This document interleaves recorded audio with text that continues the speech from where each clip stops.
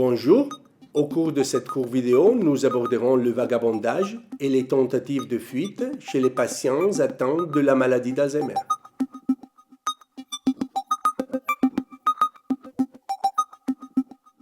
En ce moment, on a un gros problème, c'est qu'ils tentent très souvent de se sauver. Et on ne comprend pas parce que ça fait longtemps qu'il habite là. Et on ne comprend pas les raisons, quoi.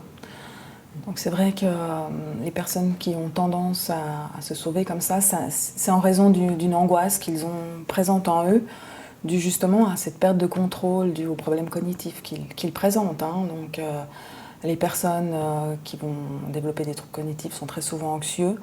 Et pour compenser cette anxiété, il y a deux solutions qui s'offrent à eux, qu'ils utilisent souvent. C'est s'entourer de personnes qu'ils connaissent, être dans des situations qu'ils connaissent, donc être dans des lieux qu'ils connaissent, comme la maison par exemple, vouloir rester dans des endroits sécurisants comme ça, entourés de proches. Comme ça leur permet de ne pas être confrontés à leurs difficultés cognitives.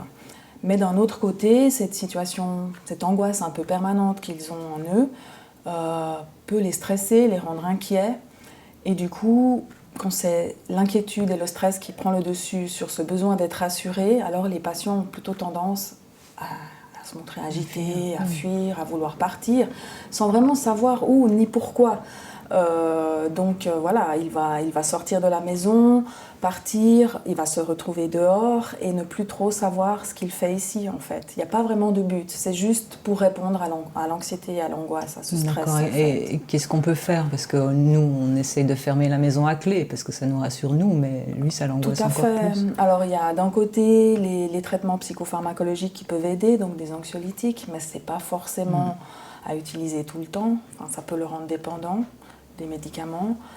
Et de l'autre côté, vous, ce que vous pourriez faire, c'est essayer d'impliquer votre père dans des petites tâches un peu quotidiennes, c'est-à-dire aider à plier le linge, mettre la table, préparer le repas, ou bien des activités qu'il appréciait auparavant, comme aller faire une balade avec lui, essayer de le mettre un peu dans des situations de routine, une routine un peu dans la journée d'action. Ouais. Okay. Vous pouvez visionner l'ensemble de nos vidéos en cliquant sur les signets situés en haut à droite. Sinon, vous pouvez me contacter à l'adresse qui s'affiche en bas de l'écran.